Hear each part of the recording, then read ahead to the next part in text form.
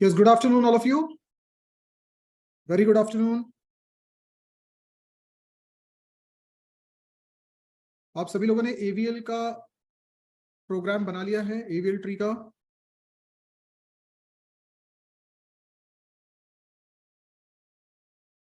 चलिए,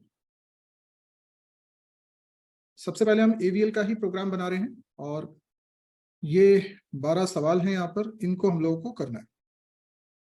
ठीक है। सो सबसे पहला सवाल है, define a class AVL with node type pointer root as member variable. Implement AVL tree using linked representation.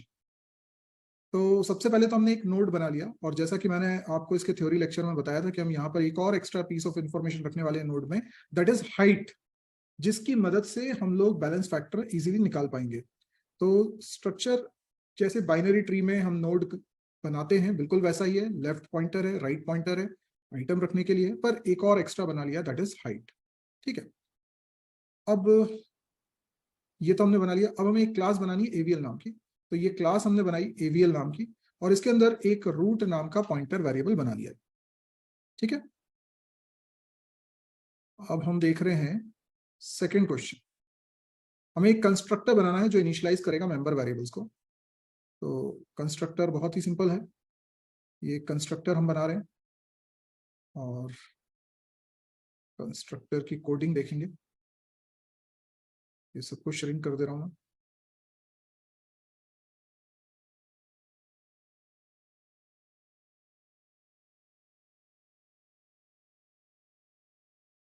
ये रहा कंस्ट्रक्टर, जिसमें कुछ नहीं, रूट की वैल्यू को हमने नल से इनिशियलाइज कर दिया है।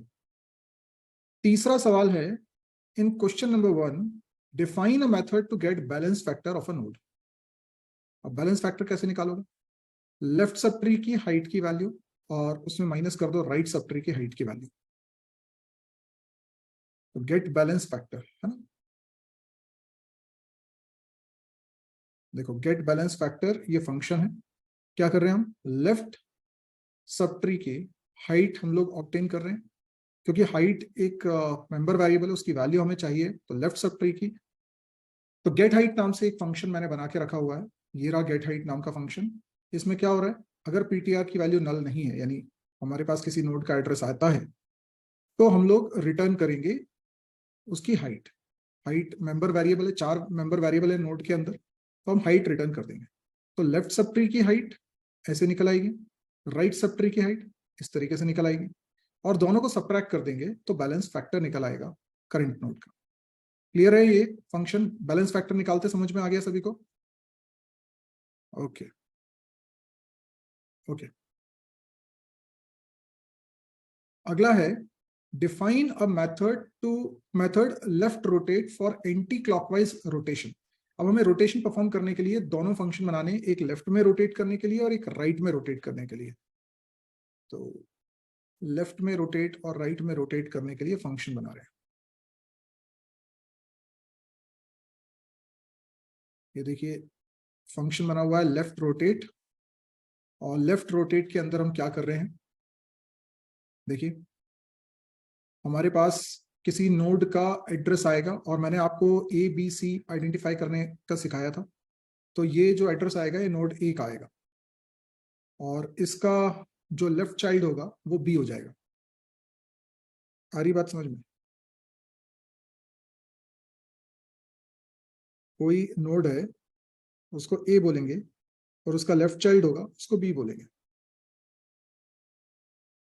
ठीक है, ये एक्चुअल में राइट रोटेट फंक्शन की हम कोडिंग देख रहे हैं। तो हम लोग क्या चाह रहे हैं कि इसको रोटेट करें इस तरीके से। क्लियर? तो ये राइट रोटेट हो जाएगा। तो ए नोड का एड्रेस हम लोगों ने पास किया होगा, तो ए नोड का एड्रेस इसे एज एन आर्ग्यूमेंट मिला है और ए का जो लेफ्ट है वो बी हो जाएगा। ठीक है, फिर एक और पॉइंटर बना रहे हैं जिसमें बी का राइट आ जाएगा, right sub tree of B. ठीक है, तो बी का राइट मतलब यहां पर कुछ है, यहां पर भी कोई नोड है, सब ट्री है, जो भी है। ओके, एंड देन अब हमको इसको अगर रोटेट कराना है तो जो बी का राइट था उसमें एक ए पहुंचा देना है। मतलब इसको जब तुम रोटेट करोगे तो बी ऐसा आ जाएगा और ए इस साइड आ जाएगा, तो बी के राइट में आपको ए रखना पड़ेगा ना, तो बी के राइट में आपने ए रख दिया।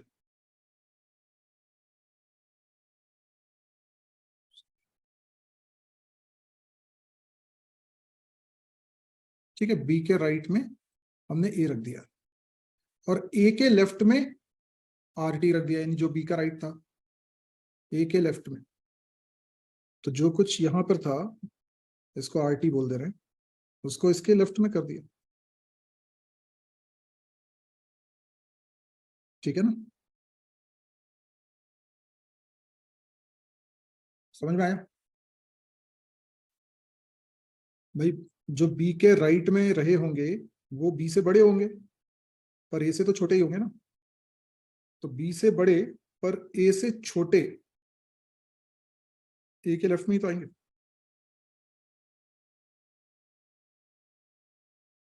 ठीक है, अभी पहले इंडिविजुअल ऑपरेशंस हम लोग बना लेंगे, उसके बाद फिर हम लोग देखेंगे कब हमें लेफ्ट रोटेशन करना है, कब राइट रोटेशन। पर अभी राइट रोटेशन मतलब ये करना है। उसके बाद आप लोग देखेंगे ए की हाइट और बी की हाइट जो कि अपडेट होनी है, क्योंकि ए की पोजीशन और बी की पोजीशन चेंज हो गई है, ए और बी की हाइट अपडेट होनी है। तो वो क्या होगी? अब जो ए का लेफ्ट और राइट सबट्री हैं उनकी हाइट में जो बड़ा है उसमें +1 कर दो। यही हमने सीखा था थ्योरी पढ़ते वक्त भी, कि किसी भी नोड की हाइट कैसे निकालोगे, उसके लेफ्ट सबट्री और राइट सबट्री दोनों की इंडिविजुअल हाइट निकालो, जो बड़ा हो उसमें +1 कर देना, वो नोड की हाइट आ जाएगी। तो ऐसे ए की हाइट भी निकाल ली हमने, बी की हाइट भी अपडेट कर ली, और फिर बी रिटर्न कर दिया। ठीक है, बी रिटर्न कर दिया। क्यों रिटर्न करा बी? क्योंकि सोचने वाली बात है, ए किसी का तो चाइल्ड रहा होगा ना, किसी का तो चाइल्ड रहा होगा। अब ये रोटेट हो जाने पर बी उस जगह पर पहुंच चुका है ना, तो बी का एड्रेस हम रिटर्न कर रहे हैं। ठीक है, और इसी तरीके से लेफ्ट रोटेट भी देख लीजिए, सेम इसी तरीके से होना है। वहां पे भी ए नोड आया, बी आया, बस डायरेक्शन चेंज हो गया है, तो ए के राइट का एड्रेस इसमें आएगा और एलटी में बी का लेफ्ट का एड्रेस आएगा। सेम स्टेप सेम है, बस डायरेक्शन चेंज हो गया। तो ये लेफ्ट रोटेट और राइट रोटेट।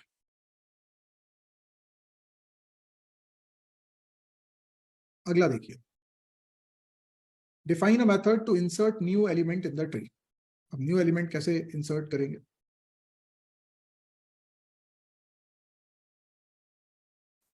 तो new element in the,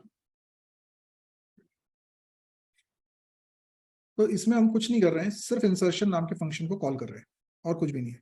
insertion function मैंने प्रोटेक्टेड मेंबर फंक्शन बना लिया है। यहाँ पर इंसर्ट फंक्शन है जो सिर्फ डेटा ले रहा है कि क्या इंसर्ट करना है, और कुछ नहीं ले रहा।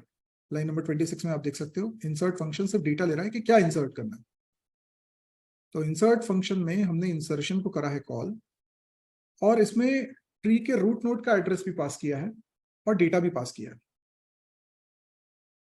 अब हमें इसकी सही पोजीशन को फाइंड आउट करना है, तो जैसे बाइनरी सर्च ट्री में इंसर्शन करते थे वैसे ही इसमें भी कर सकते हैं। पर यहाँ पे हम लोग इंसर्शन फंक्शन को देखें तो यहाँ पे हम रिकर्शन यूज कर रहे हैं। तो आप देखो, इंसर्शन फंक्शन में हमने रूट नोड का एड्रेस हासिल कर लिया, और अगर रूट नल होता, मतलब एम्प्टी ट्री होता, तो फिर यहीं पर नया नोड बना के उसके लेफ्ट और राइट में नल रख के, आइटम में डेटा रख के, हाइट में 1 रख के, इनिशियली हमेशा हाइट 1 रहेगी क्योंकि लीफ नोड की हाइट 1 होती है, और फिर ये n रिटर्न करा देता, और यही रूट के ऊपर ऐड हो जाता। देखो ये जो रिटर्न कर रहा है वो रूट में जा रहा है ना? ठीक है, यही फंक्शन है एक्चुअल में सबसे इंपॉर्टेंट। क्या हो गया संदीप? ए को कोई पहले से पॉइंट कर रहा हो तो मैंने बता तो दिया उसका, वही तो बताया था अभी। वही तो बता रहा था कि ए को अगर कोई पॉइंट कर रहा होगा तो अब बी वही चीज बी को पॉइंट करेगी। इंसर्शन समझो ये तगड़ा है। क्या आपको समझ में आया? ये केस है एम्प्टी ट्री में इंसर्शन करने का। एम्प्टी ट्री में इस तरीके से इंसर्शन होगा।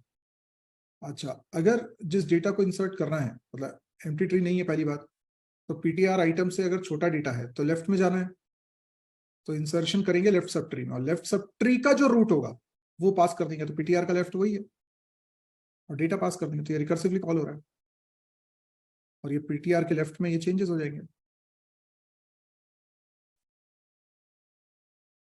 नहीं तो राइट में, ठीक है, या तो लेफ्ट में या फिर राइट में, डिपेंडिंग कि जो डेटा इंसर्ट करना है वो बाइनरी सर्च ट्री के हिसाब से लेफ्ट में जाना चाहिए कि राइट में जाना चाहिए।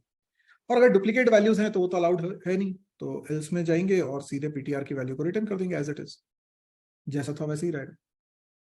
ठीक, अच्छा, इतना सब हो जाने पर इंसर्शन तो हो गया, लेकिन हाइट भी कैलकुलेट करनी पड़ेगी, और सभी एंसेस्टर की हाइट कैलकुलेट करनी पड़ेगी, क्योंकि क्या पता किसी का बैलेंस फैक्टर डिस्टर्ब हो गया हो, तो यहाँ सबकी हाइट को रिकैलकुलेट करना है।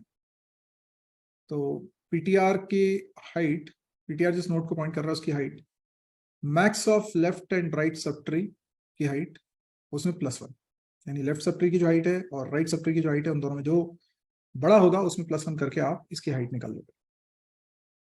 देन आप बैलेंस फैक्टर निकालते हो, बैलेंस फैक्टर के लिए अभी फंक्शन हमने देख ही लिया था, उससे बैलेंस फैक्टर आ जाएगा। अब क्या हो सकता है, बैलेंस फैक्टर डिस्टर्ब हो सकता है, इंसर्शन के बाद हो सकता है कि बैलेंस फैक्टर डिस्टर्ब हो गया, तो हमें ये केसेस को देखना पड़ेगा। अगर बैलेंस फैक्टर 1 से ज्यादा है, देखो 1 0 या -1 हो सकता है, पर 1 से ज्यादा है तो डिस्टर्ब हुआ है, तो 1 से ज्यादा है और डेटा छोटा है लेफ्ट पीटीआर के लेफ्ट के आइटम से, तो इसका मतलब है राइट रोटेट करना है। ठीक है, ये एल रोटेशन वाला केस है, ऐसी आर रोटेशन वाला केस है, LR रोटेशन वाला केस है, RL रोटेशन वाला केस है। बस हमें करना यह है कि LR और RL में डबल रोटेशन लगने हैं, तो लेफ्ट रोटेट भी किया है, राइट रोटेट भी किया है, लेकिन जो LL और RR रोटेशन है उसमें एक ही तरह का रोटेशन लगना है। बस हो गया ये, दिस इज इंसर्शन। फिर डिलीशन का बनाना है,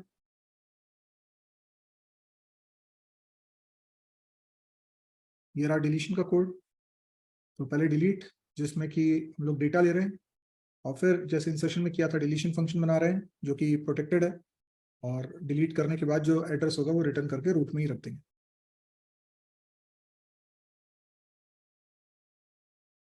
अब आप यहाँ देखो डिलीशन फंक्शन के अंदर इंसर्शन की तरह पॉइंटर आ रहा है और डेटा आ रहा है। अगर पीटीआर में नल है, मतलब जो ट्री है या सब ट्री है, तो एम्प्टी है, तो पीटीआर की value as it is return कर दो, और जिसको डिलीट करना है अगर वो छोटा है पीटीआर एरो आइटम से, तो पीटीआर के लेफ्ट में चले जाओ, डिलीशन को फिर से कॉल कर लो, और नहीं तो राइट में चले जाओ। और अगर दोनों ही सूरत नहीं है तो इसका मतलब मिल गया डेटा, तो अब इसको डिलीट करना है। डिलीट करना है तो क्या क्या हो सकता है, या तो कोई चाइल्ड नहीं है, या एक चाइल्ड है, या दो चाइल्ड है, ठीक है। तो पीटीआर का लेफ्ट और राइट दोनों नल है, मतलब नो चाइल्ड है ना, पीटीआर का लेफ्ट भी नल है और राइट भी नल है, तो नो चाइल्ड वाला केस है। तो नो चाइल्ड है तो एक टेम्प बनाया हमने, है ना। टेम्प में क्या रखा था हमने, अगर लेफ्ट एग्जिस्ट करता है तो लेफ्ट, नहीं तो राइट, मतलब या तो उसका कोई चाइल्ड नहीं होगा या एक चाइल्ड हो भी सकता है, क्योंकि मैंने और लगाया ना, तो एक कंडीशन ट्रू है पर दूसरी कंडीशन फॉल्स है, ऐसा भी हो सकता है। तो इसलिए मैं ये चेक कर रहा हूँ कि पीटीआर के लेफ्ट में नल तो नहीं है। तो टेम्प की जरूरत मुझे कब पड़ेगी, जब एक चाइल्ड होगा, ठीक है। तो टेम्प में अगर नल है तो इसका मतलब कोई चाइल्ड नहीं है, टेम्प में अगर नल नहीं है तो फिर वन चाइल्ड है, तो एल्स में वन चाइल्ड वाला केस है,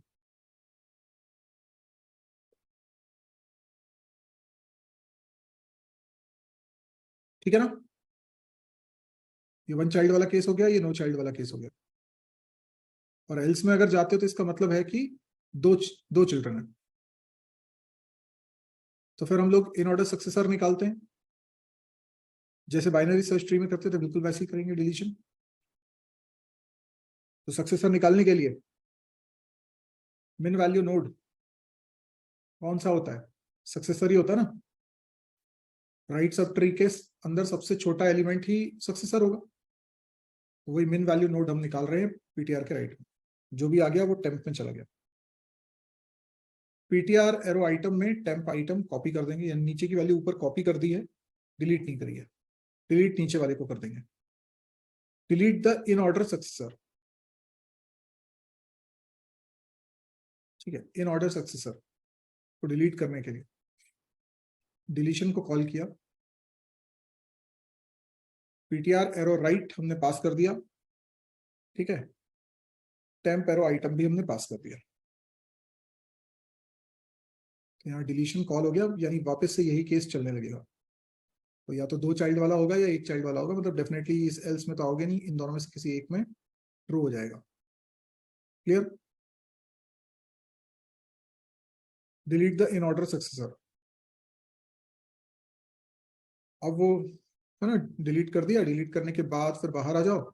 if the tree had only 1 node then return, अगर ट्री में एक ही नोड था, है ना, उसी को डिलीट कर दें।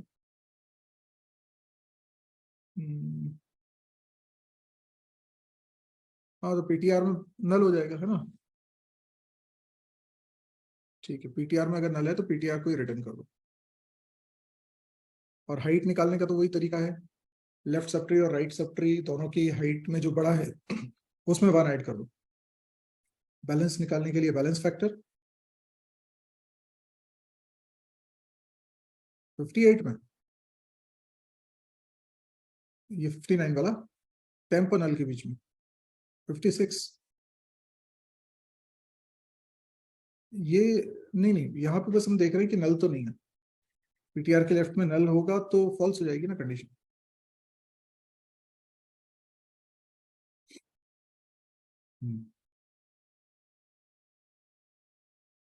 ठीक है, अच्छा, बैलेंस फैक्टर भी निकाल लिया। फिर इसमें देख रहे हैं, क्योंकि डिलीशन से भी बैलेंस फैक्टर चेंज हो सकता है ना, एंसेस्टर्स का बैलेंस फैक्टर चेंज हो सकता है। तो जिसका बैलेंस फैक्टर चेंज हुआ है हमें देखना पड़ेगा, चेक करना पड़ेगा कहीं एलएल केस तो नहीं। यहाँ पे भी वही 4 केस है।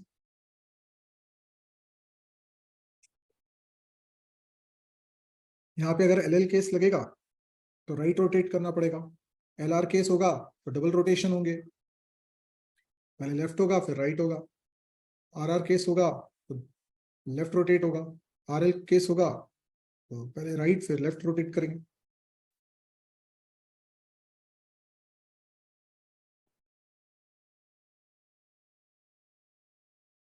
ठीक है ना। तो ये हो गया डिलीशन का code. What next is pre order traversal, post order traversal, in order. ये तो बाइनरी सर्च ट्री में जैसे बना था बिल्कुल वैसे ही है, कुछ अंतर नहीं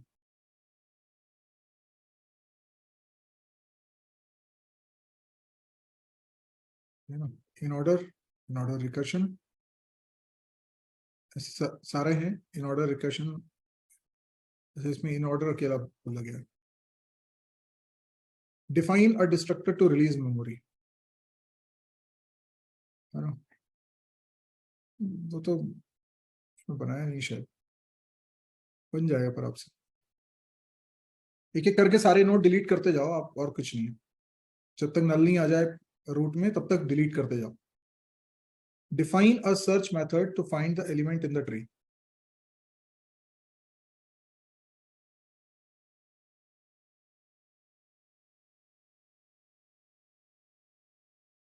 एलिमेंट फाइंड आउट करने के लिए सर्च फंक्शन। ये तो बिल्कुल वैसे ही है जैसा आप बाइनरी सर्च ट्री में करते हो, इसमें कोई अंतर नहीं रहेगा, है ना।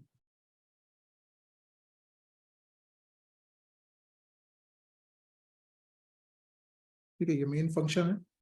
मेन फंक्शन में कुछ इंसर्शन करके बता रहे हैं, फिर डिलीशन करके बता रहे हैं।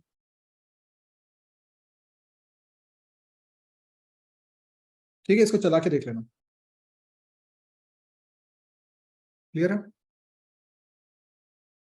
ठीक है, इसको चला के देख लेना आप लोग, ये पूरा फाइल मैं आपको प्रोवाइड कर दे रहा हूँ।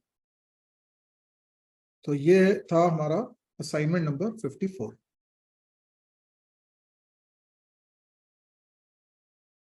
अब बात करते हैं असाइनमेंट नंबर 55 की।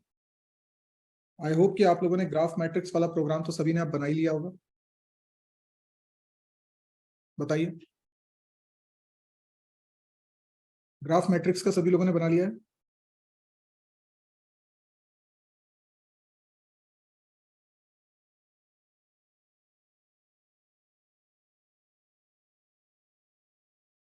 ये रहा ग्राफ मैट्रिक्स का प्रोग्राम। क्या होगा इसके अंदर, ग्राफ मैट्रिक्स के अंदर? देखो, बेसिकली यहाँ पर हम चाहते हैं कि दो वेरिएबल्स बने। एक वेरिएबल है वी काउंट नाम से, एक वेरिएबल बनेगा ई काउंट नाम से। यानी एक हिसाब रखेगा कितने नोड्स हैं ग्राफ में और एक कितनी एजेस हैं, और एक पॉइंटर वेरिएबल भी होगा जो एडीजे नाम का होगा। ये तीनों मिलकर आपका स्ट्रक्चर बन जाएगा। क्लियर है? इस तरह से ये तीनों चीजें आ गई।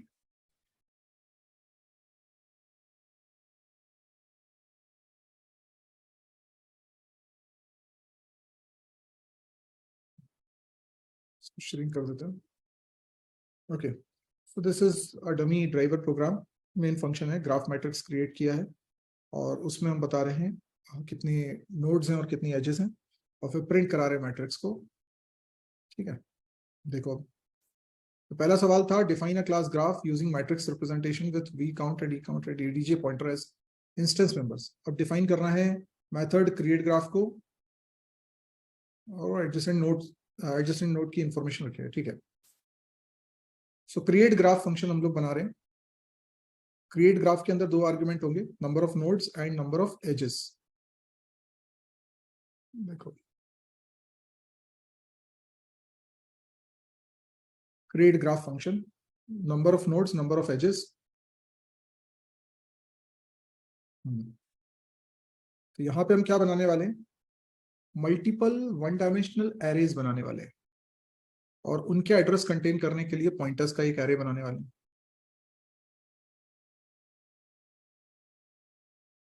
सबसे पहले हमने देखा कि नंबर ऑफ नोड्स कितने हैं और नंबर ऑफ एजेस कितनी है, ये हमने मेंबर वेरिएबल्स में रख लिया, वी काउंट और ई काउंट। ठीक है ना? और उसके बाद हम लोग बना रहे हैं पॉइंटर्स का एरे, और उसका एड्रेस एडीजे में रख रहे हैं। ये तरीका है पॉइंटर्स का एरे बनाने का। और पॉइंटर्स का एरे में मतलब क्या साइज होगा इस एरे का, तो जितने नोड्स हैं, वी काउंट इसलिए लिखा है, इसको एडीजे द्वारा पॉइंट करा जा रहा है। ठीक, अब इसके लिए कोई ग्राफ हमको लेना पड़ेगा एग्जाम्पल के लिए, तब आपको समझ में आएगा। मान लीजिए एक ग्राफ है V0, V1, V2, V3, V4, V5, इस तरीके से कुछ नोड्स हैं। ठीक है, और कुछ एजेस भी होंगी, एजेस तो बना ली। तो एजेस हो गई E1, E2, E3, E4, E5, E6।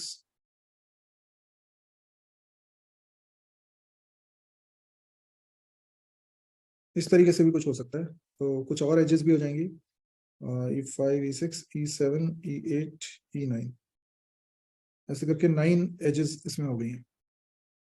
तो इधर 9 एजेस हो गई, इधर पे 5 है ना, 6 हो गए, 6 नोड्स हो गए। ठीक है,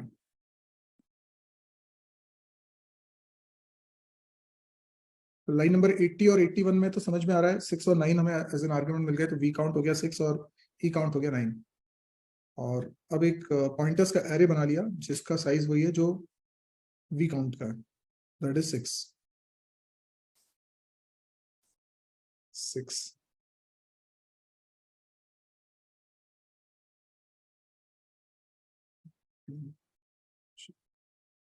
ठीक है, ऐसा सपोज कर लो।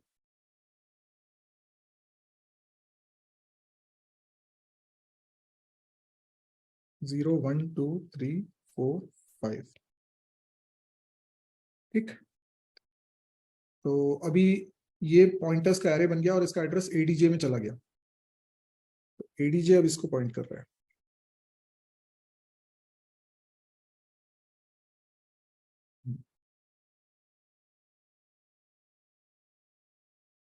और यहाँ पर जितना वी काउंट है यानी 6 है, तो 6 नोट्स का एक एरे बनवा लिया लाइन नंबर 86 87 में, सॉरी 83 84 में। इंडेक्स 0 के लिए 6, अच्छा आई की वैल्यू तो 0 से स्टार्ट हो रही है, ठीक है, मतलब एक एक पॉइंटर की बात होगी। एडीजे 0 मतलब पहला पॉइंटर वेरिएबल, एडीजे 1 मतलब दूसरा पॉइंटर वेरिएबल, और इसमें हम नया एरे बना के रखते जाएंगे।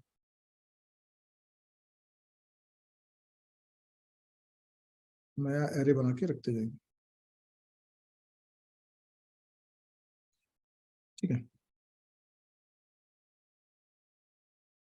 ये इसको पॉइंट करेगा, ये इसको पॉइंट करेगा, ये इसको पॉइंट करेगा, ये इसको पॉइंट करेगा, ये इसको पॉइंट करेगा, ये इसको पॉइंट करेगा। 2D मैट्रिक्स इसी तरीके से बनता है।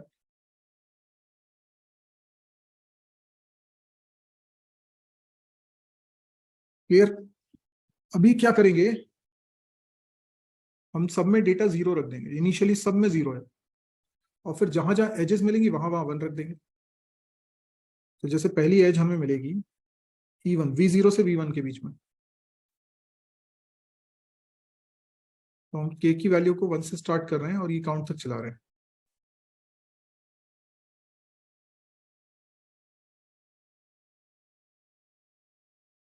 मतलब ये लूप कितनी बार चल रहा है, जितनी एजेस हैं, राइट, जितनी एजेस हैं। Enter node numbers connecting to edges, जैसे पहले V0 V1 है तो आप 0 और 1 एंटर कर दो,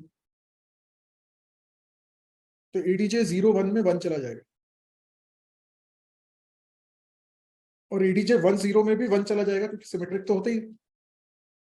अरे भाई V0 से V1 पे अगर एज है तो V1 से भी तो V0 पे एज है ना, इसलिए दोनों में 1 रखना पड़ेगा, और ऐसे करते हुए लूप चलेगा। तो एरे में सब जगह जहां जहां एजेस थी वहां पर 1 आ जाएगा। क्लियर? और बस ग्राफ क्रिएट हो गया।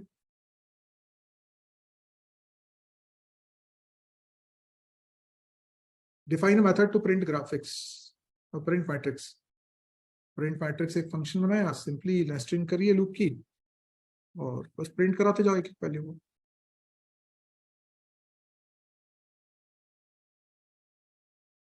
Define a method to check if a given node is isolated or not.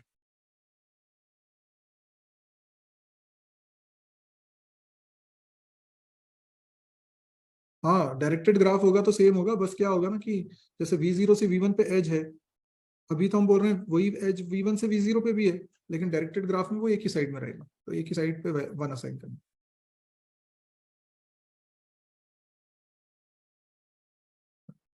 Method to check क्या वो आइसोलेटेड है, तो फ्लैग की वैल्यू हम रिटर्न कराएंगे, बाय डिफॉल्ट ट्रू है, हाँ वो आइसोलेटेड है। और अगर वो किसी का एडजेसेंट नोड है तो हम फ्लैग की वैल्यू को फॉल्स कर देंगे। तो हम लूप लगा रहे हैं और एक एक नोड को एग्जामिन कर रहे हैं।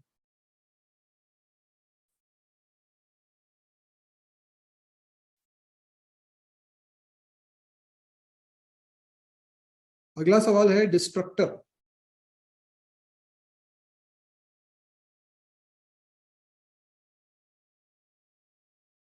डिस्ट्रक्टर की कोडिंग तो आपको समझ में आ रही होगी, क्योंकि 2D एरे है, हर एक 1D एरे डायनेमिकली बना है, तो उसकी मेमोरी को रिलीज करना पड़ेगा, फिर पॉइंटर्स के एरे को भी मेमोरी को रिलीज करना पड़ेगा।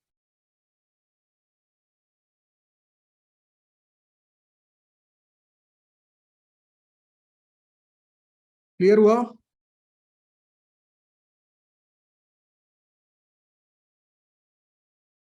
ये हमने मैट्रिक्स रिप्रेजेंटेशन बताया है ना संदीप, तो ये एरे के थ्रू करते हैं, लिंक रिप्रेजेंटेशन अलग है।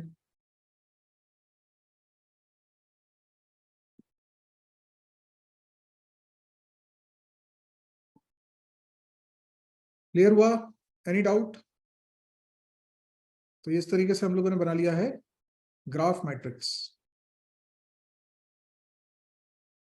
और भी असाइनमेंट दिए थे, बने?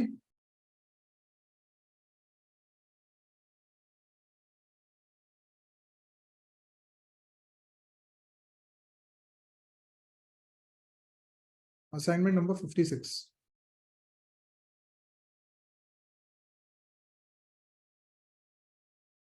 लिस्ट रिप्रेजेंटेशन का बना लिया आप लोगों ने?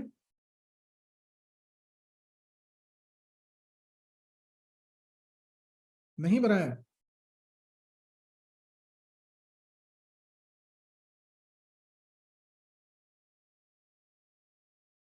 नहीं, डिलीशन के लिए वी काउंट तो हम उसी में रख रहे हैं ना, डेटा स्ट्रक्चर में ही रख रहे हैं।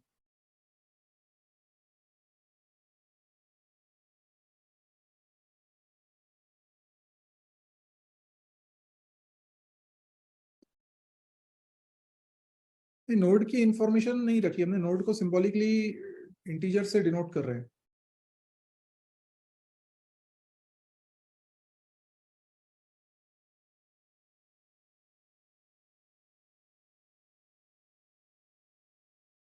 असाइनमेंट 38 करना है, ये अभी बाद में ट्राई करना है।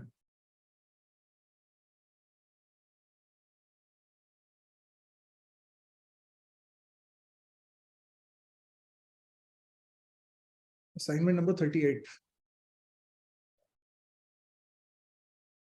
इसको कर लेते हैं, चलो।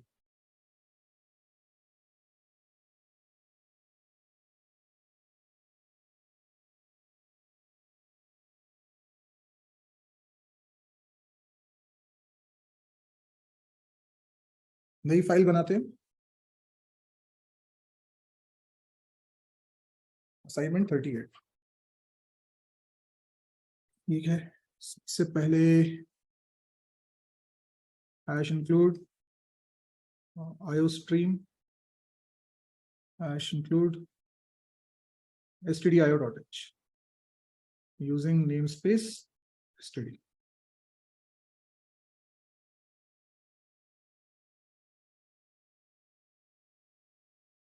Define a class person with name and age as instance variables as private members. Class person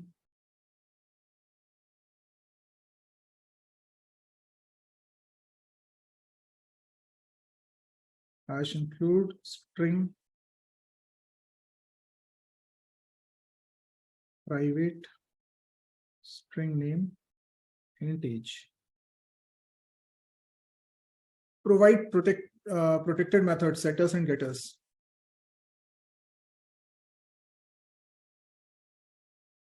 Void set name string n, name assign n.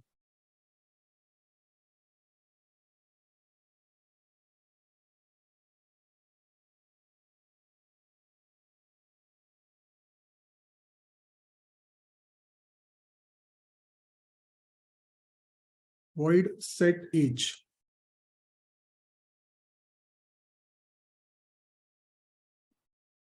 String get name,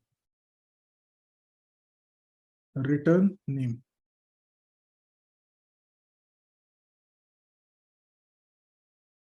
Int get age.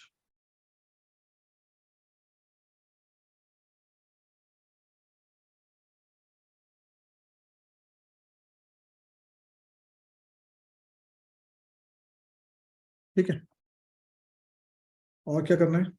Derive a class employ from person. अब इसकी derive class बनानी है employ.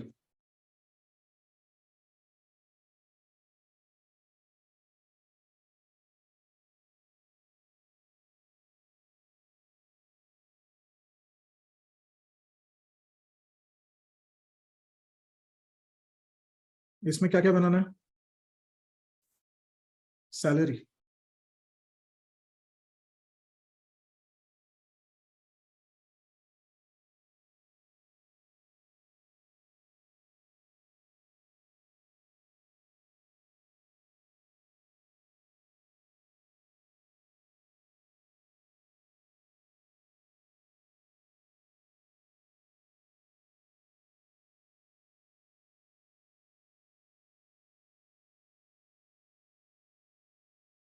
ठीक है।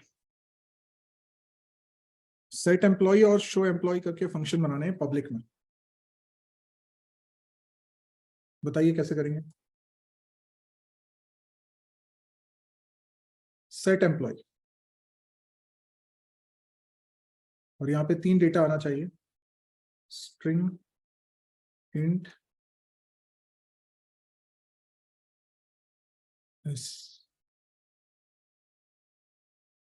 Set name function को ये call कर सकता है। देखो चाइल्ड क्लास पेरेंट क्लास के प्रोटेक्टेड मेंबर को एक्सेस कर सकता है, तो ये सेट नेम को कॉल कर रहा है और सेट नेम में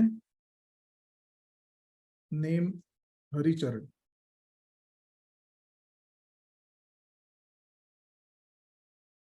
सेट एज,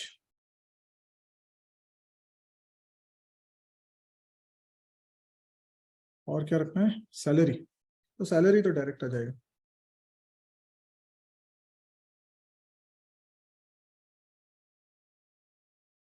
अगला क्या है,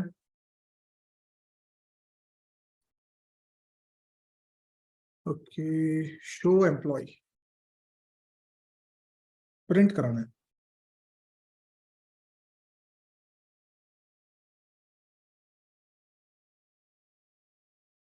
शो एम्प्लॉय मतलब कि मुझे प्रिंट कराना पड़ेगा, तो सी आउट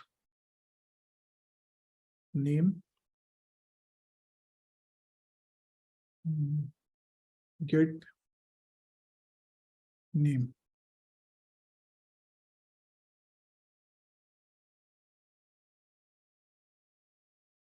फिर यहाँ पर एज की वैल्यू प्रिंट करा देते हैं, और उसके लिए हमें चाहिए पड़ेगा गेट एज फंक्शन, और फिर salary,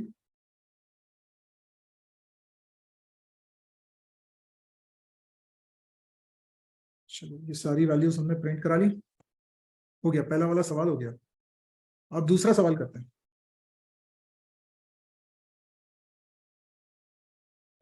define a class circle with radius as private instance variable and set radius and get radius।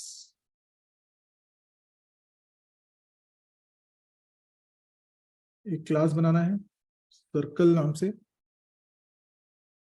और सर्कल क्लास के अंदर रेडियस है जो कि प्राइवेट है,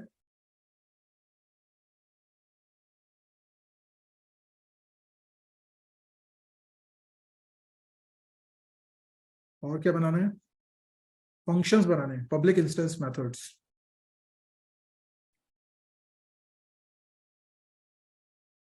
void set radius,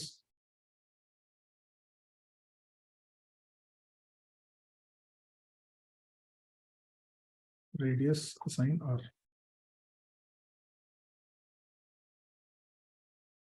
और क्या है, set radius get radius,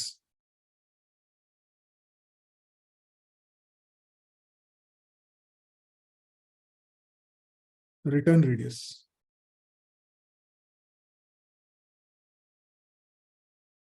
और कौन सा फंक्शन है, get area, get area float, get area, और ये रिटर्न करके देगा 3.14 इंटू आर, आर नहीं, radius.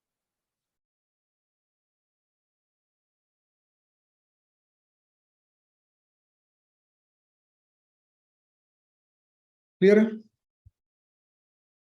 Then define a class thick circle as subclass, thick circle नाम की क्लास बनानी है जो कि सर्कल की चाइल्ड क्लास होगी।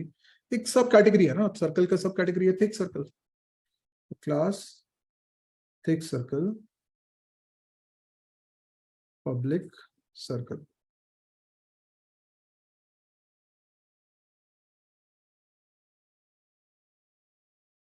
ओके, थिकनेस एज प्राइवेट, अच्छा थिकनेस को प्राइवेट इंस्टेंस मेंबर वेरिएबल बनाना है।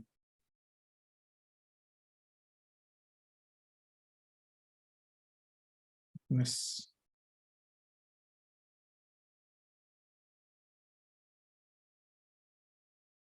और क्या करना है, get thickness and set thickness public में, void set thickness,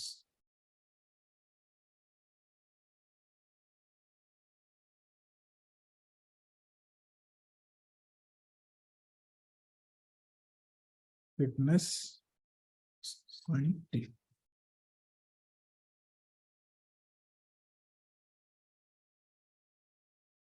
और क्या था सेट थिकनेस के अलावा? Get thickness.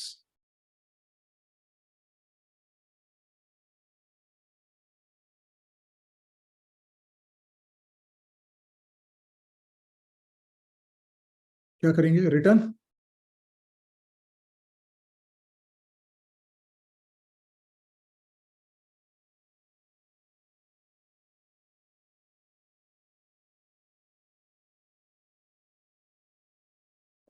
सो अब क्या है? Provide an overridden method get area to calculate area of thick portion of the circle. अब आपको थिक पोर्शन का एरिया निकालना है, कैसे निकालोगे?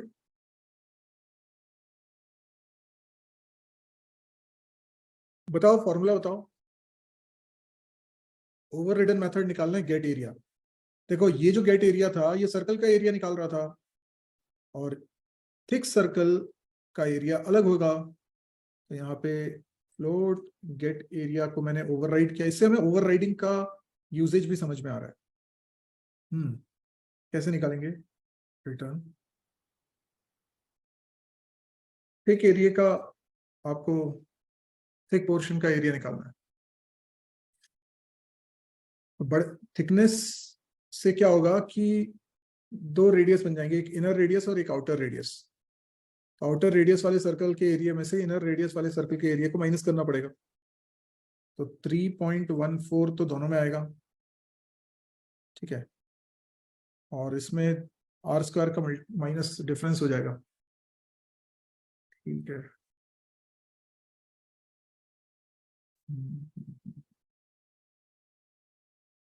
पहले वाले का रेडियस हो जाएगा, बड़े वाले का रेडियस हो जाएगा। पहले तो गेट रेडियस लिखना पड़ेगा, गेट रेडियस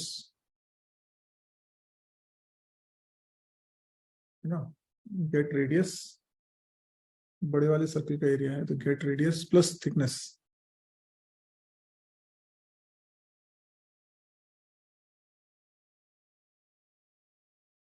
ठीक है ना। तो ये जो आएगा पाई आर स्क्वायर, इसका भी स्क्वायर करना पड़ेगा ना।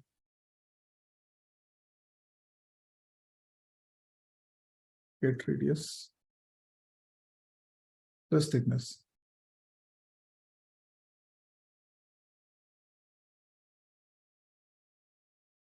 ओके, सो 3.14 इंटू, ये आर स्क्वायर हो गया, तो स्टार क्यों लगा दिए? इसको भी ब्रैकेट में रखो।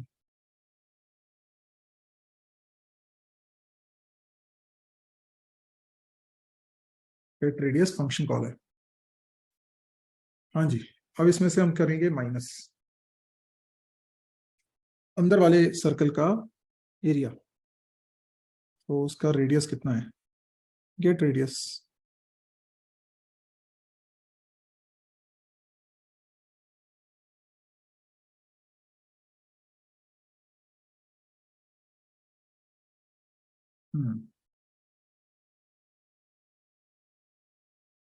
सो पाई आर स्क्वायर दोनों का एरिया है, वो डिफरेंस निकाल लिया तो ये आंसर आ गया। बस हो गया। तीसरा सवाल, define a class coordinate with X and Y as instance variables. Geometry सभी ने पढ़ी हुई है।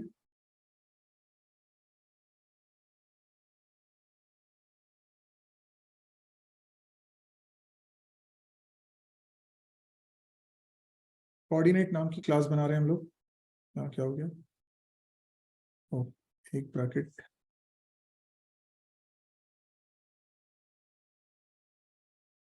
ठीक है। कोऑर्डिनेट में क्या क्या चाहिए? एक्स और वाई इंस्टेंस वेरिएबल के रूप में।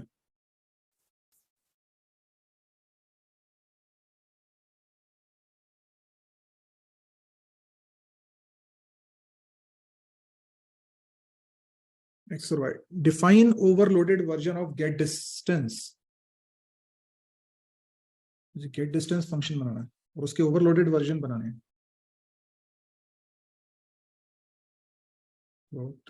Gate distance first with no argument calculating distance from origin, and second is one argument of coordinate type. दो फंक्शन आपको बनाने हैं, एक जिसमें कोई आर्ग्यूमेंट नहीं है, दूसरा जिसमें आर्ग्यूमेंट है, आर्ग्यूमेंट कोऑर्डिनेट टाइप का ही है।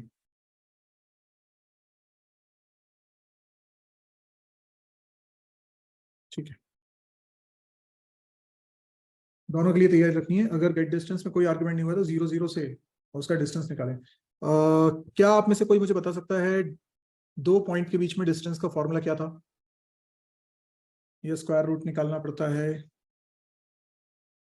Return SQRT, square root of, इसका स्क्वायर रूट निकालना है, इसका स्क्वायर रूट निकालना है, बताइए।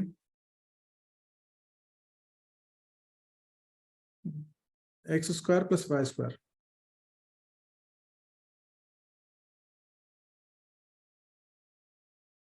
इसका स्क्वायर रूट निकाल लेंगे, ये आंसर हो जाएगा। यहाँ पे क्या होगा, यहाँ ओरिजिन की जगह एक पॉइंट दिया हुआ है, तो रिटर्न SQRT और सबट्रैक्ट करना पड़ेगा x - c.x।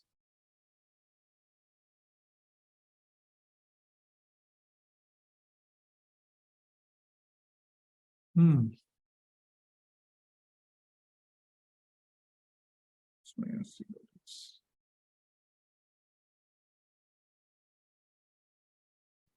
का होल स्क्वायर, इसमें भी मल्टीप्लाई करना पड़ेगा x - c.x का, और इसमें ऐड करना पड़ेगा y - c.y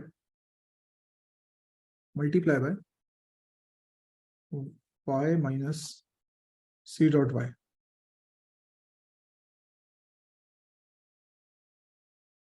तो SQRT के लिए क्या करना पड़ेगा, math.h।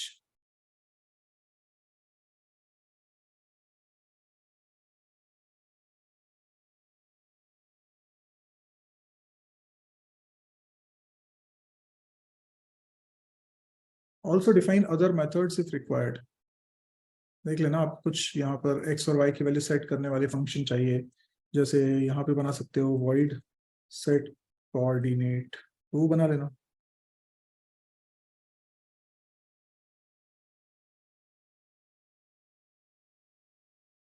This should be int. This arrow x assign x, this arrow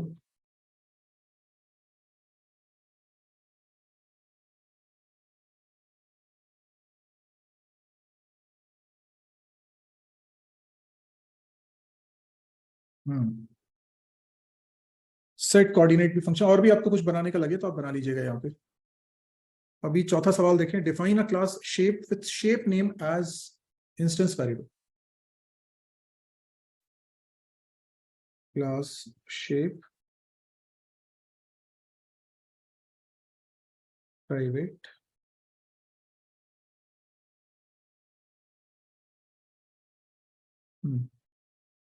shape name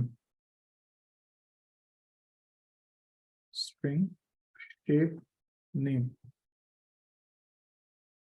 void get shape name।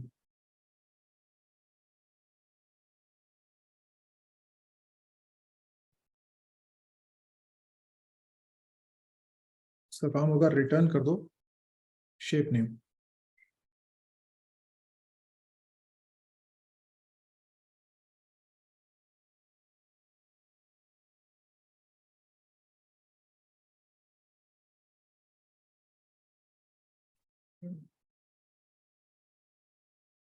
क्या एरर आ रही है भैया? हाँ, return type string void set shape name।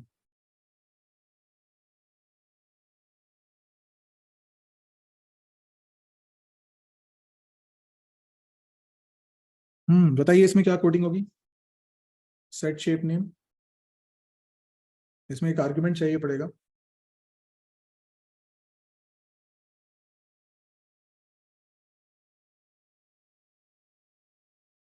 Shutter गेटर हो गए। अब इन क्वेश्चन नंबर 3 and 4, 3 और 4 कोऑर्डिनेट और शेप। तो derive a class straight line from shape and shape to coordinate type. Derive a class straight line from shape. अगर shape class की मुझे child class बनानी है with 2 coordinate type objects as instance variable. अच्छा, पहले तो straight line में इसकी चाइल्ड क्लास बना लूं।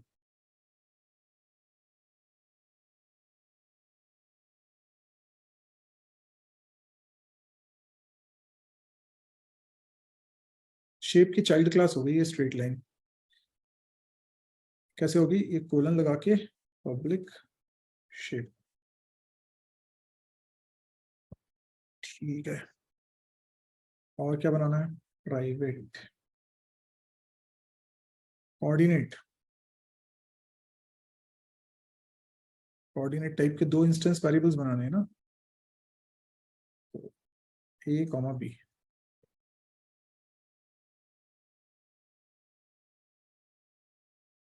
Provide methods to set line, get distance and show line. Set line,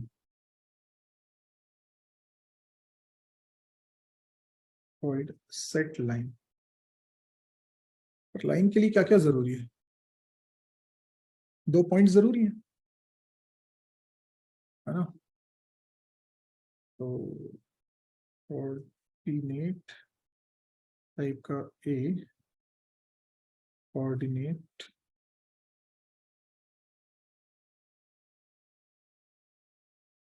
ठीक है ना, बी हो जाएगी। और इसके अंदर this arrow A assign A, this arrow B assign B.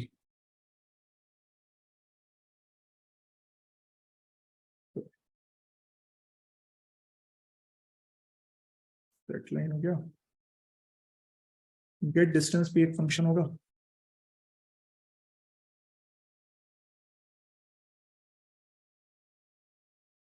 Gate distance में क्या होना चाहिए? पास, कुछ पास होना चाहिए? नहीं नहीं, पास होने की जरूरत ही नहीं है, डिस्टेंस निकालना है बस। मतलब वही 2 पॉइंट के बीच का डिस्टेंस का फॉर्मूला लगाना देना पड़ेगा।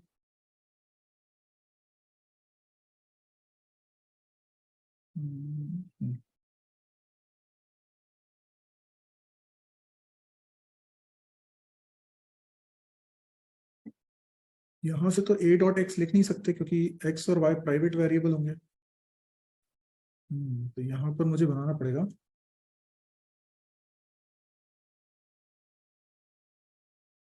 गेट एक्स गेट वाई, है ना?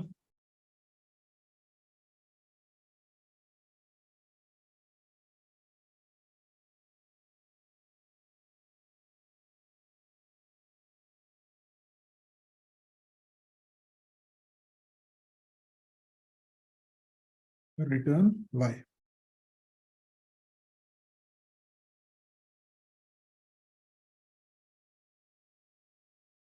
फिर ये क्या बोल रहा है? एक्स और वाई क्या प्रॉब्लम है? रिटर्न टाइप, ओहो, इंट करना था।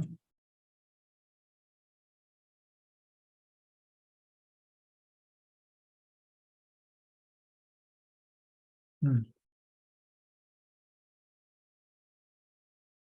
तो a dot get x minus b dot get x.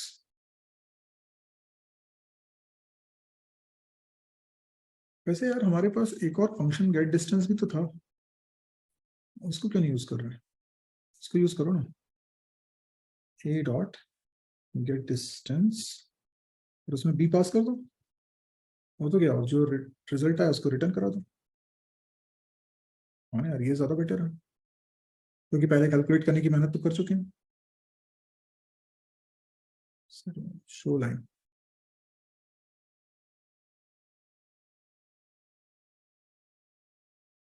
Show line में क्या करना है भाई? लाइन के ए और बी कोऑर्डिनेट को प्रिंट करा दो, बस यही कर सकते हो। जैसे यहाँ पे बना दो शो कोऑर्डिनेट,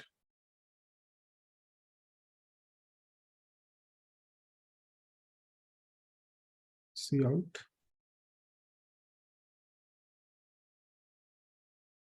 इसमें x की वैल्यू आ जाएगी कॉमा, y की वैल्यू आ जाएगी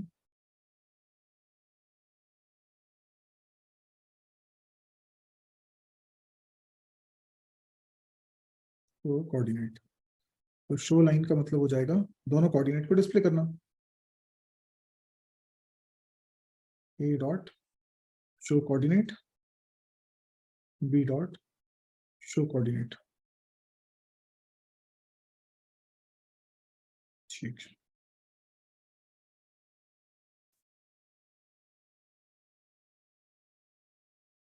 ठीक है। अब आ गए हम सिक्स्थ वाले सवाल पे, जहां पे डिफाइन करना है क्लास गेम।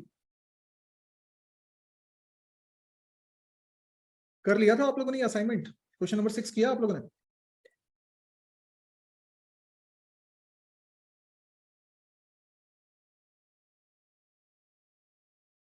कुछ ही लोगों ने किया है।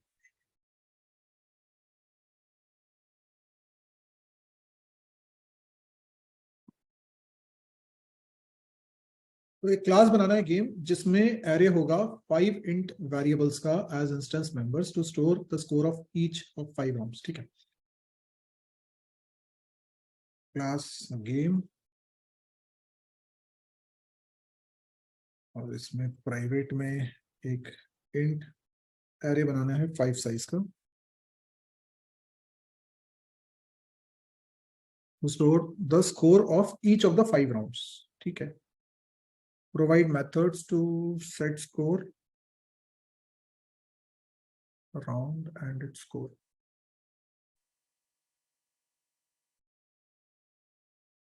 provide set score, round,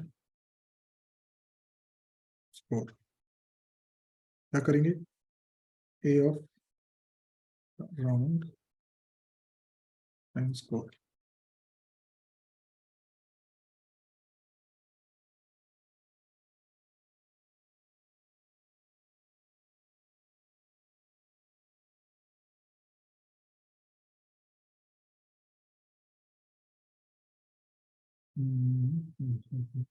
provide method to set score, also provide method to get score।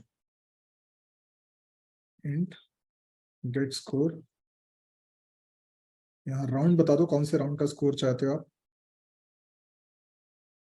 Return, return score.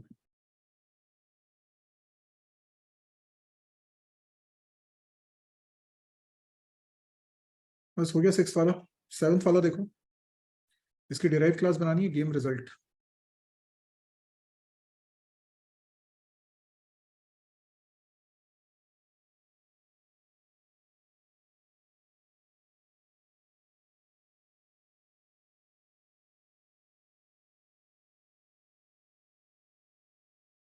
Game result with an array of 5 int type variables to store the result of each round। Private int result 5। Result value is 2 for win, 0 for lose, and 1 for draw। Okay।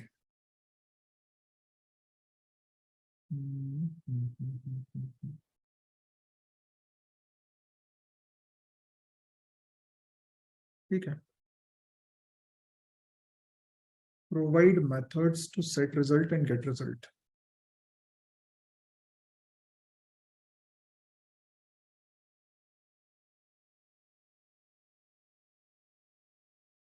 set result, अगर मैं यहां पर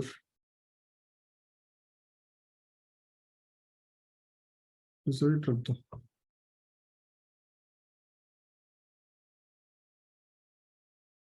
set result,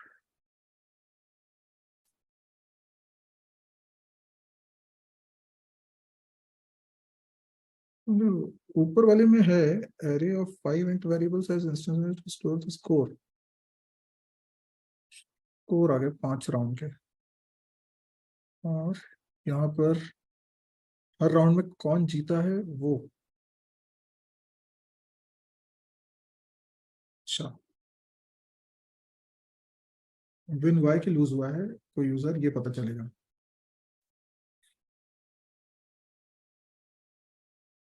तो किस round में, round भी तो पता चलना चाहिए ना।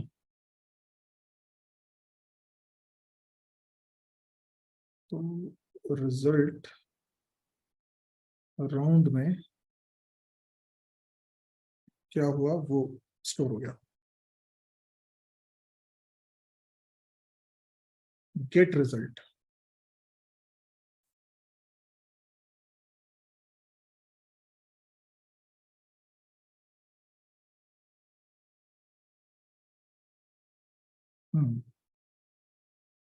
रिजल्ट रिटर्न कराना है तो राउंड बताना पड़ेगा, लेकिन कौन से राउंड का रिजल्ट।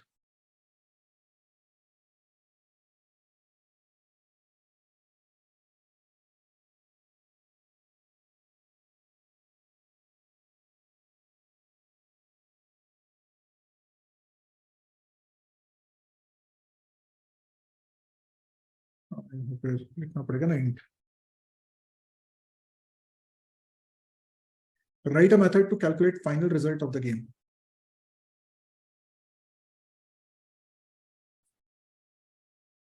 Final result.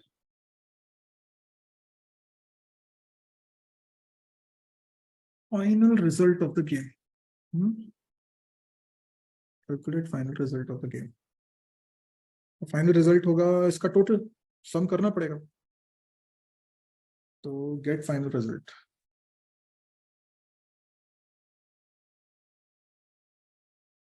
पांचों राउंड का मुझे बताना पड़ेगा।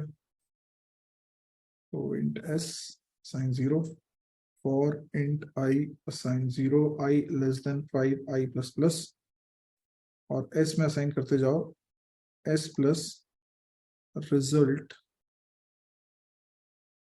आई। जो भी रिजल्ट आया उसको रिटर्न करो।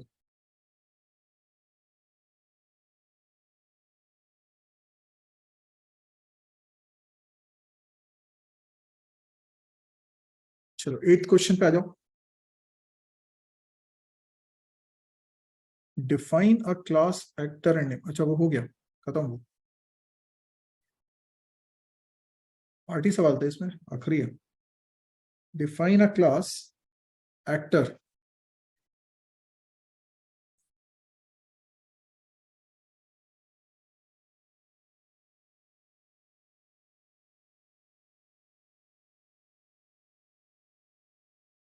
प्राइवेट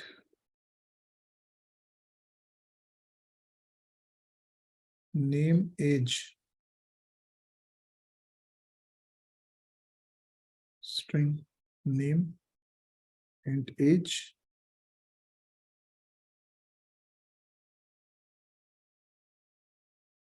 और क्या चाहिए, सेटर गेटर चाहिए। सेटर गेटर तो हमने ऊपर बनाए थे ना सबसे पहले, प्रोटेक्टेड में बनाए थे, यहाँ पब्लिक में बना लेंगे।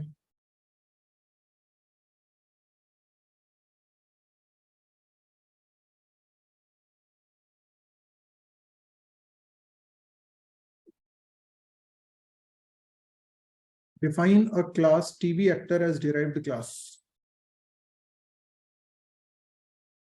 क्लास की चाइल्ड क्लास बनेगी टीवी एक्टर, पब्लिक एक्टर।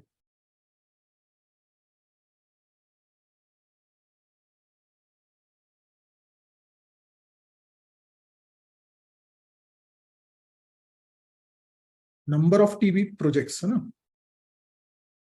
कितने टीवी प्रोजेक्ट्स कर चुके हैं और रनिंग। अच्छा, तो private TV project projects count.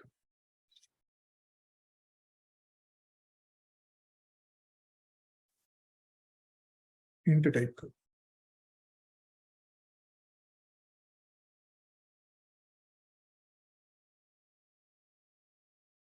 इसमें सेटर गेटर भी बनाने हैं।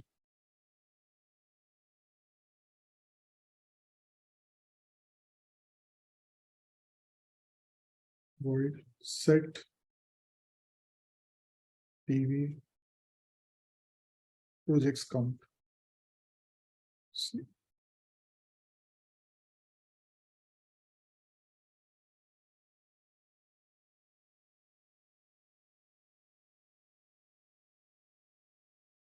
get tv projects count।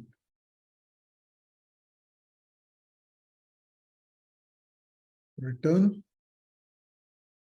tv projects count। setter getter भी बन गए।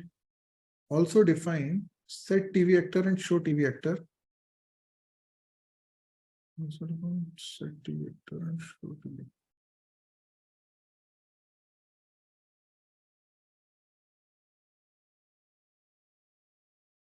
set tv actor। तो यहाँ पे होना चाहिए एक तो नेम, एज और टीवी प्रोजेक्ट्स।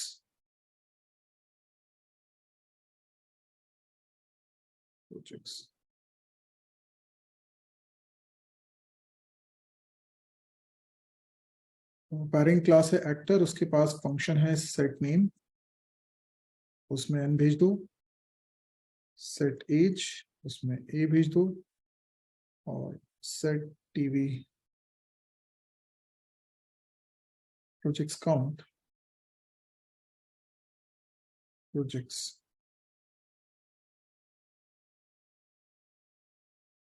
तीनों चीजें सेट हो गई। शो टीवी एक्टर, ये चीजों को प्रिंट कराना है।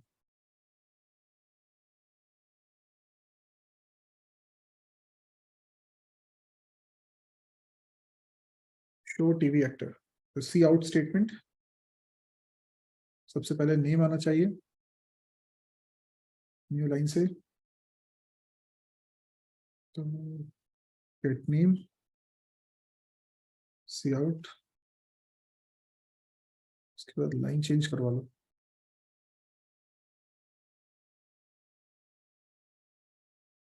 गेट एज,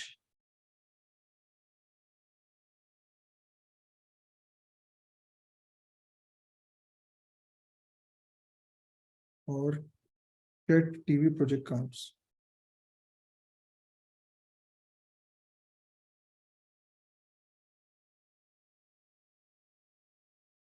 ये सारी वैल्यूज प्रिंट हो जाएंगे, तो ये शो टीवी एक्टर भी हो गया।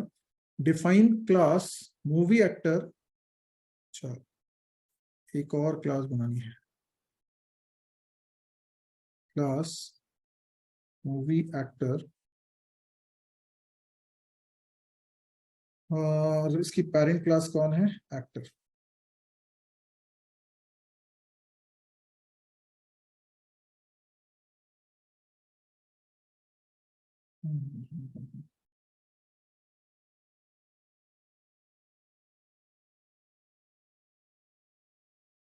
मूवी डन होगा वो, है ना।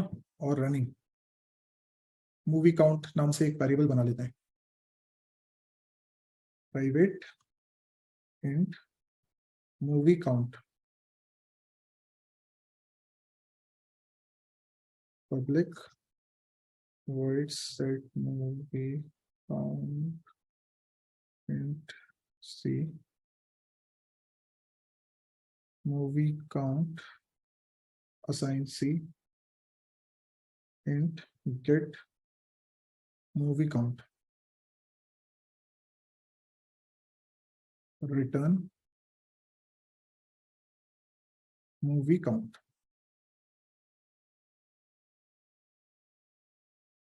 set movie actor and show movie actor।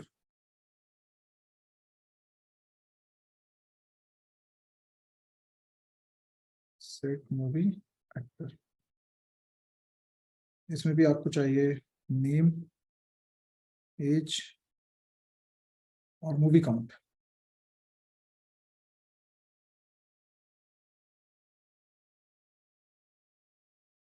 set name,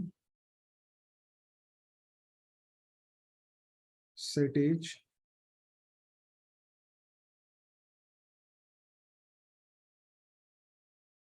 और क्या आएगा, सेट मूवी एक्टर, नहीं सेट मूवी एक्टर नहीं, set movie count.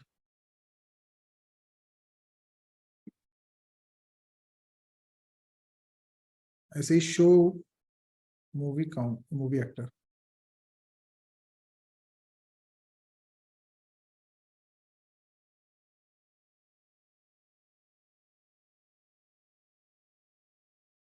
Show movie actor, बस प्रिंट कराना, सी आउट। एक काम करो ना, यही चीज तो चाहिए आपको।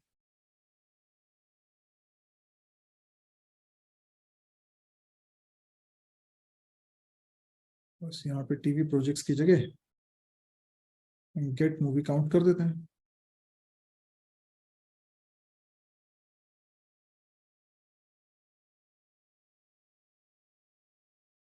अरे इधर तो हाइब्रिड इनहेरिटेंस होने जा रहा है।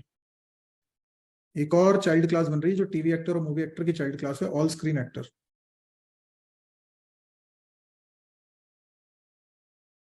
ऑल स्क्रीन एक्टर, जिसकी पेरेंट क्लास कौन है, टीवी एक्टर, और कौन है, movie actor.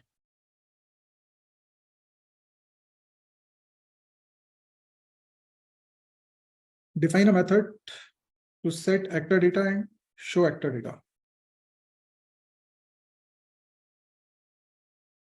Public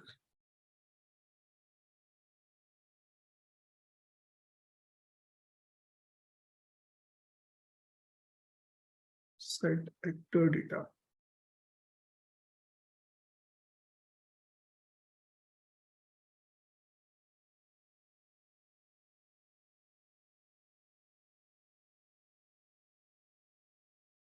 set actor data and show actor data.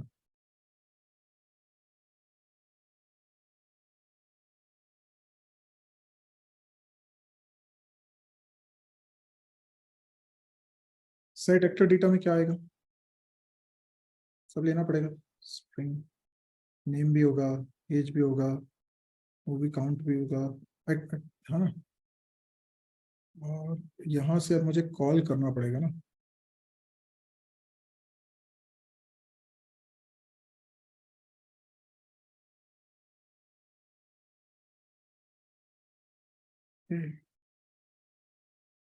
Set name को कॉल करूंगा मैं, सेट नेम। अब सेट नेम ना दोनों में बना होगा ना, नहीं अच्छा ये तो पेरेंट क्लास में, यहाँ तो एम्बिग्यूटी एरर आनी चाहिए। देखो एरर आ भी रही है, सेट नेम इज एम्बिगस। कौन से वाले को कॉल करें, सेट एज, इसमें भी वही प्रॉब्लम आएगी।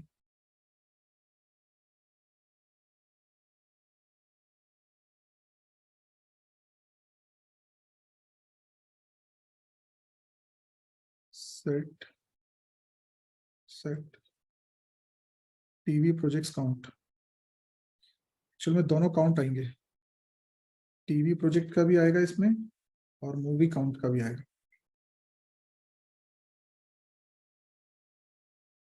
Set movie count.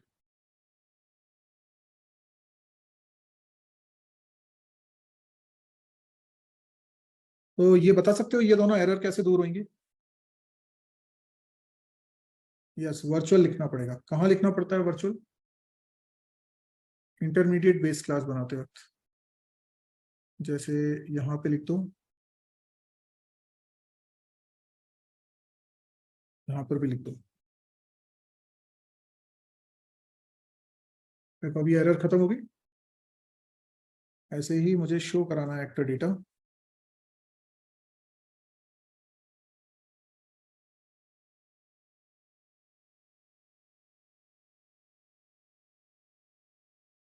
Gate name, get age, get movie count and C out get PV project count.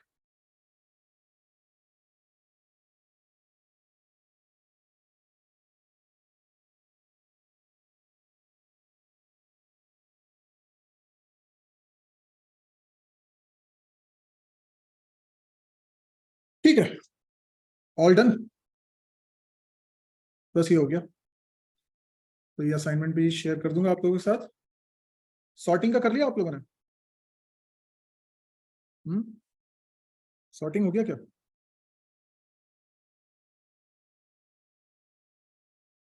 नहीं हुआ?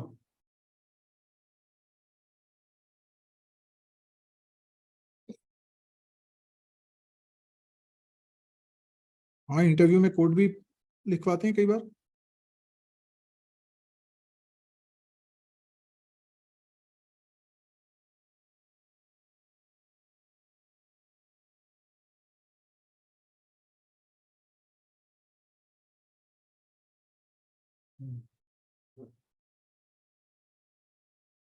इंटरव्यू में कई बार कोड भी लिखवाते हैं।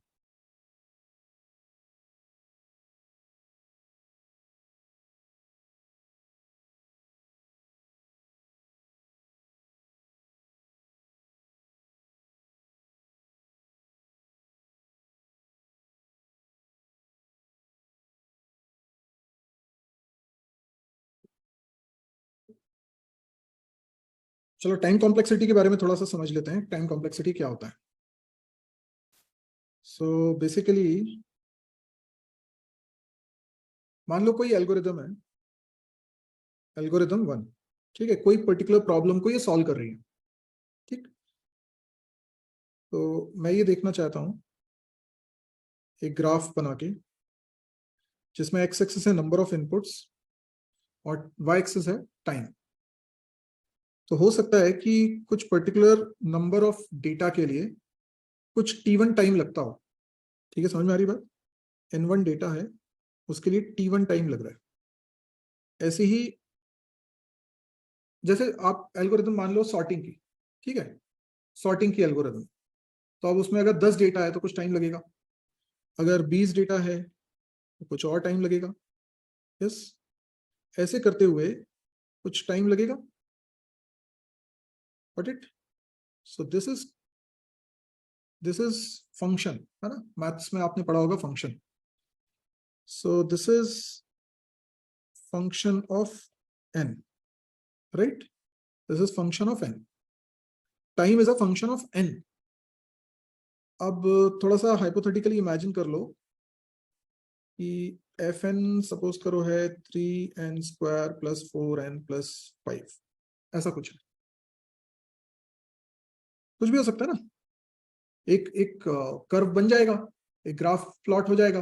वो जो ग्राफ प्लॉट होगा उसमें अगर n की वैल्यू आप रखते जाओगे तो आपको टाइम पता चलता जाएगा।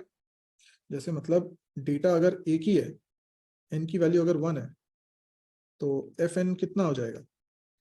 तो 3 + 4 + 5, 12 हो गया। अगर n की वैल्यू 2 है तो कितना हो जाएगा? एफ एन कितना हो जाएगा? 2 यानी कि 4 3 12, 12 4 2 8 यानी 20 25। n की वैल्यू 3 रखोगे तो कुछ आएगा, n की वैल्यू 4 रखोगे तो कुछ आएगा। यस और नो? आता जाएगा। पर जब n की तुम बहुत बड़ी वैल्यू रखने लगोगे, जैसे कि 100, तो एफ एन कैलकुलेट करने में 100 का स्क्वायर, जरा सोचो, 100 का स्क्वायर +4 × 100 + 5, तो जो ओवरऑल रिजल्ट आने वाला है उसमें यही वाली टर्म काम की है, बाकी तो नेग्लिजिबल हो जाएगा। अभी सोचो 100 ना होके 1000 होता या 10,000 होता, तो 10,000 का स्क्वायर होता और यहाँ तो 10,000 का मल्टीप्लाई होता, तो ये जो दोनों का एडिशन आता ना, ये इतना बड़ा नहीं होता जितना बड़ा ये वाला टर्म होता, क्योंकि इस पे स्क्वायर लगा ना। तो हमें ये जानने में इंटरेस्ट है कि जैसे जैसे हम n की वैल्यू बढ़ाते हैं, टाइम में किस हिसाब से इंक्रीमेंट होता है। क्या n की वैल्यू 1 बढ़ाने से टाइम में भी 1 का ही इजाफा होता है? n की वैल्यू थोड़ी थोड़ी बढ़ा रहे हो तो क्या टाइम भी थोड़ा थोड़ा बढ़ रहा है या बहुत ज्यादा बढ़ रहा है? तो we want to notice the change in time with respect to the rate of change of time with respect to data size. तो जब हम ये निकाल रहे हैं तो हम ये देख रहे हैं कि इस पूरे एक्सप्रेशन में सिर्फ वही टर्म काम की है जिसमें हाईएस्ट डिग्री है, ठीक है ना। तो हम लोग क्या करते हैं, हम लोग इसको नोटेशन से डिनोट करते हैं, बिग ओ नोटेशन से, ON, ठीक है, बिग। तो हम क्या कर रहे हैं, हम लोग को इस बात से मतलब नहीं है कि पूरा एक्सप्रेशन क्या है, हमें सिर्फ हाईएस्ट डिग्री से मतलब है। तो ये एक्चुअल में हो जाने वाला है ON स्क्वायर, इसको ON स्क्वायर बोलेंगे, हमें डिग्री से मतलब, जो इस एक्सप्रेशन की हाईएस्ट डिग्री होगी ना वही होगा ये। अभी निकालेंगे कैसे, जैसे मान लो सिंपल सा कोई कोड लिखा हुआ है, कोई फंक्शन बना हुआ है, उसमें मैंने एक फॉर लूप लगाया, आई की वैल्यू 1 से लेकर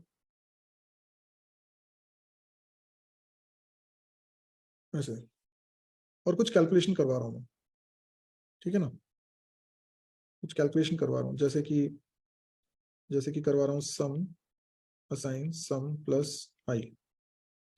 तो देखो ये जो कैलकुलेशन है ये कुछ कांस्टेंट टाइम लेता होगा, अकेला इतने को सोचें तो ये कुछ तो टाइम लेता होगा ना इंटरनली कंप्यूटर में कैलकुलेट करने में, ठीक। पर ये स्टेप एक बार नहीं चल रही है, n टाइम्स चल रही है, तो हम बोलेंगे n into that constant time, ये सुनो, तो n टाइम्स ऑफ t1, इतना टाइम ले रहा है ये, ठीक है। तो हमारा जो एक्सप्रेशन बन गया ओ एन बन गया, जो हमारा बिगो नोटेशन बन गया वो ओ एन बन गया।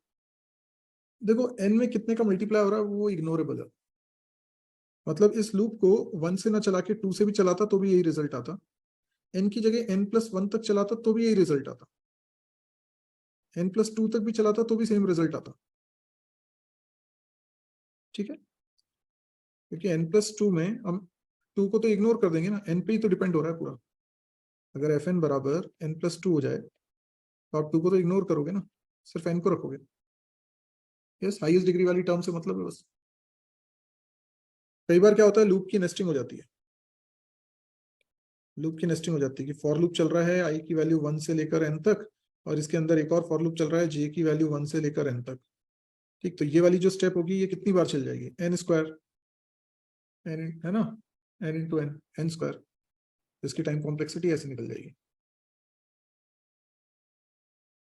हाँ, मेन मुद्दा यही है कि हाईएस्ट डिग्री क्या है।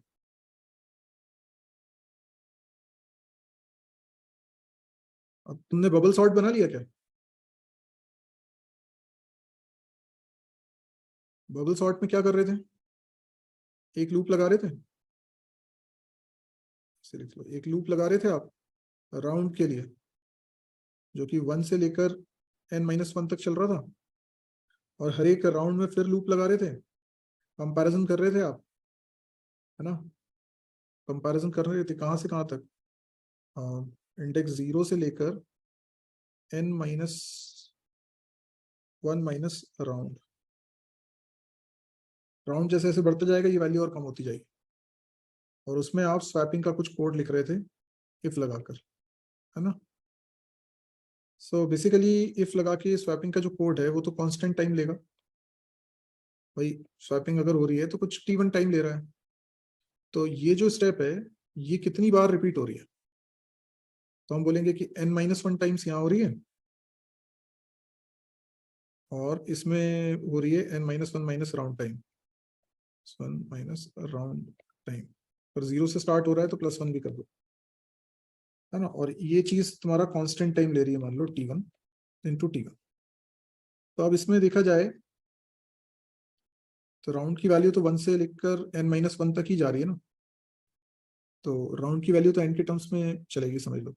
तो ये इन दोनों का जब मल्टीप्लाई होगा तो n स्क्वायर माइनस समथिंग आएगा, ऐसा कुछ आएगा, इसमें t1 का मल्टीप्लाई होगा, तो हमें सिर्फ हाईएस्ट डिग्री से मतलब है ना, ओ एन स्क्वायर इसकी टाइम कॉम्प्लेक्सिटी हो जाएगी, इसकी बबल सॉर्ट की,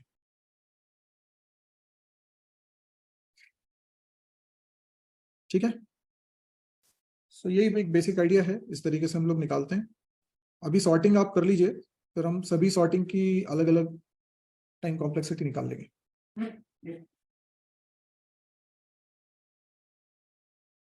रिकर्शन में भी ऐसे ही निकालोगे, उसमें भी तो रिपीटेशन ही हो रहा है, वो भी तो एन पे डिपेंड कर रहा है ना रिपीटेशन, तो चाहे तुम लूप लगाओ चाहे रिकर्शन करो।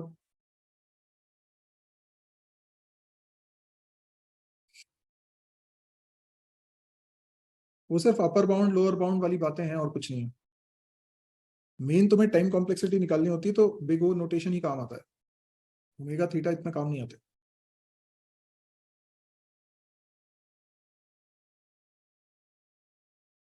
चलिए, तो नेक्स्ट क्लास में आप लोग सॉर्टिंग वाला पूरा कर लेंगे और ग्राफ का भी आप कर लेंगे, ठीक है ना।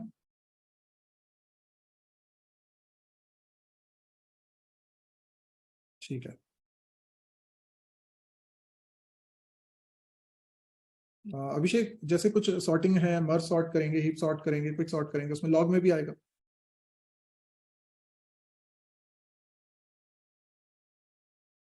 कभी कभी तो एक्सपोनेंशियल भी बनता है, जैसे आप कहते हो ना, कई बार एक्सपोनेंशियल बनता है। जैसे आप करते हो कौन सा वाला, टावर ऑफ हेनोई का प्रोग्राम बनाते हो, तो टावर ऑफ हेनोई नहीं बनाया ना अभी अपने। अच्छा, जैसे हम लोग फिबोनाची की सीरीज का रिकर्शन से बनाते हैं, तो फिबोनाची की सीरीज में क्या होता है, जैसे मुझे सेवन्थ टर्म निकालनी है, तो उसके लिए मुझे सिक्स टर्म निकालना भी पड़ेगा, फिफ्थ टर्म निकालना भी पड़ेगा, दोनों का सम करूंगा ना, तो हर बार मुझे दो दो को कॉल करना पड़ता है। बाइनरी रिकर्शन है ना ये, तो ये बढ़ता जाता है, टू की पावर में बढ़ता जा रहा है, तो टू पावर एन में जा रहा है, टाइम कॉम्प्लेक्सिटी इसकी ये हो जाएगी। वो भी कराऊंगा संदीप, ठीक है, ऐसे में टाइम कॉम्प्लेक्सिटी और ज्यादा होगी। तो लीनियर रिकर्शन है कि बाइनरी रिकर्शन है, इस पर डिपेंड करेगा। बाइनरी रिकर्शन है तो उसकी टू की पावर एन हो जाएगा, लीनियर रिकर्शन है तो तो फिर कोई दिक्कत नहीं है, एन एन टाइम से चल रहा है।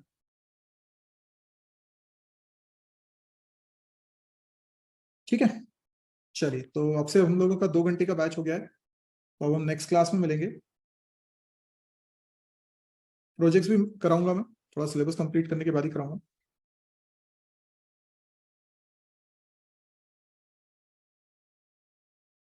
ये फैजान कहाँ कहाँ से ला रहे हो सवाल।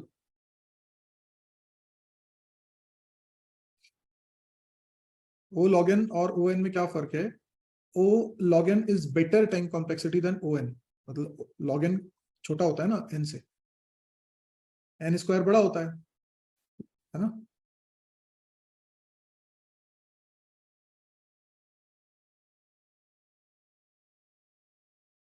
ठीक है, चलो, अब नेक्स्ट क्लास में मिलते हैं। नेक्स्ट क्लास तक आप ग्राफ के क्वेश्चंस, ये ग्राफ वाले असाइनमेंट कर लीजिएगा, सॉर्टिंग का भी असाइनमेंट कर लीजिएगा, तो आगे हम लोग सर्चिंग वगैरह के एल्गोरिथम को देखेंगे।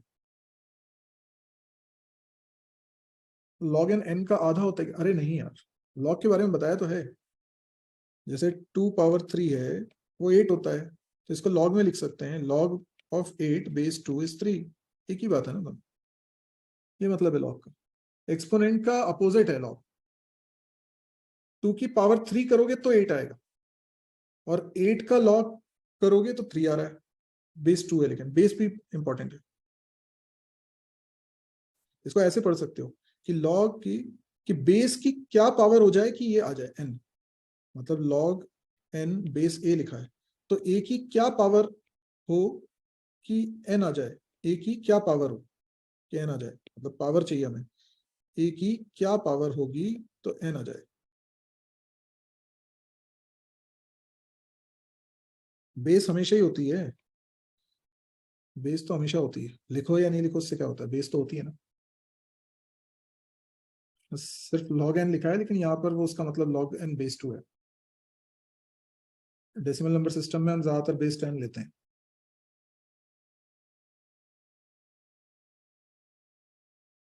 बिना बेस के लॉग होता ही नहीं।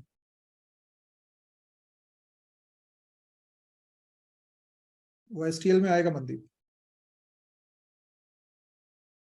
ठीक, चलिए, नेक्स्ट क्लास में मिलेंगे।